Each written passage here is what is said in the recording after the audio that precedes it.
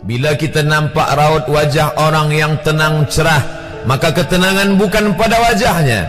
Bila nampak orang melangkahkan kaki dengan tenang penuh wibawa, maka ketenangan bukan pada kakinya. Bila tampak ayunan tangannya tak tergesa-gesa, maka bahagia bukan pada tangannya. Di mana letak bahagia itu? Ala fil jasadi mudghah. Ketahuilah dalam jasad ada segumpal, ada sekepal, ada sesuap. Idza salahat salahal jasadu kulluh. Kalau yang segumpal itu baik, maka yang lain ikut menjadi baik. Wa idza fasadat fasadal jasadu kulluh.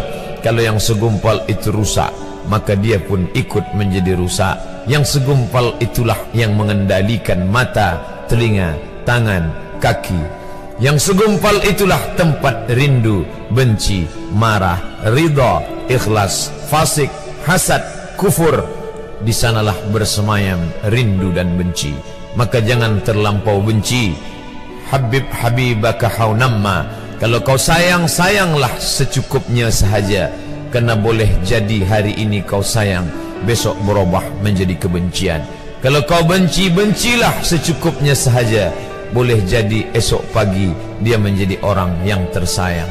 Berapa banyak puan-puan berkata, siapa itu? Itulah orang yang dulu paling aku benci. Tapi hari ini masih ada juga benci, tapi tak banyak. Oleh sebab itu maka dijaga dia. Yauma la yanfa'u malun. Hari itu tak ada guna harta, wala banun, tak ada guna anak, illa man atallah, kecuali orang yang datang menghadap Allah biqalbin salim, dengan hati yang salim. Qaf lam ba, qallaba, berbolak-balik. Qallaba, tidak selamanya bahagia. Kadang pagi hati tenang, petang datang dia pun susah. Kadang pagi hati lapang, petang tiba dia pun gundah. Maka apa yang dapat menolong? Ala bizikrillah, ketahuilah dengan banyak menyebut mengingat Allah, tatma'innul qulub, maka hati akan menjadi lapang. Qalbul mu'min baina asabi'ir rahman, hati orang beriman berada di antara jari jemari kuasa Rahman. Kalau dia hendak, dia balikkan yang senang menjadi susah.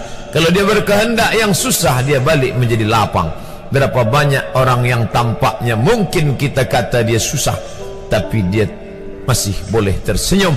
Sebaliknya orang yang menurut pandangan zahir kita cukup segala, makan, pakai, tapi tampaknya kesenangan tak pernah singgah. Apa sebab? Kerana hati milik Allah. Dia ada dalam diri kita, tapi dia bukan punya kita. Lillahi ma fis samawati wa ma fil ard. Apa di langit, apa di bumi, milik Allah. Balikkan kepada Allah. Dari Allah balik kepada Allah. Senang mengucapkannya, payah mengamalkannya, lebih sulit memasukkannya ke dalam hati. Oleh sebab itu maka apa cara supaya hati menjadi lapang? Yang pertama, iman. Mesti ada iman.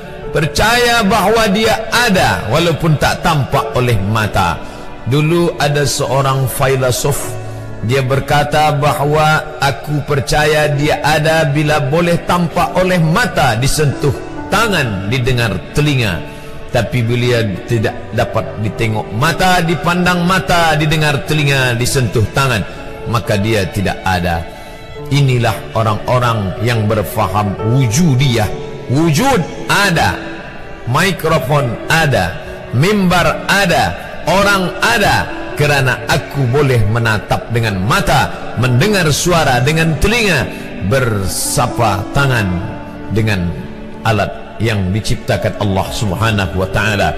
Tapi kita mengenal dia bukan kerana rupa. Bahkan bila kita pejam mata nampak berbagai macam rupa, itukah dia? Bukan. Walam yakul lahu kufuwan ahad. Bila kita pandang tengah malam tampak bermacam warna rupa, itukah dia? Ma khatara bibalik fallahu laisa kadzalik. Apa yang terlintas di hatimu, maka dia tidaklah seperti itu. Dia tak dapat dipandang dengan mata. La tudrikuhul absaru, dia tak dapat ditangkap mata. Wa huwa yudrikul absara, dialah yang dapat menatap mata. Jangankan dia, wajah kita pun kita tak boleh melihatnya. Siapa yang boleh melihat wajahnya? Sementara belum dijumpai cermin, belum pandai orang membuat cermin, orang tak tahu bentuk rupa wajahnya bagaimana. Sampai suatu hari dia dalam perjalanan panjang, dia tengok ada pohonan rindang, lalu kemudian dia berteduh di bawah pohon rindang, menghindar dari panas terik matahari. Di bawah pohon rindang ada kolam air, maka saat dia akan mengambil minum dari air kolam, disitulah dia melihat wajahnya. Oh, begitu rupa wajah di dalam air kolam.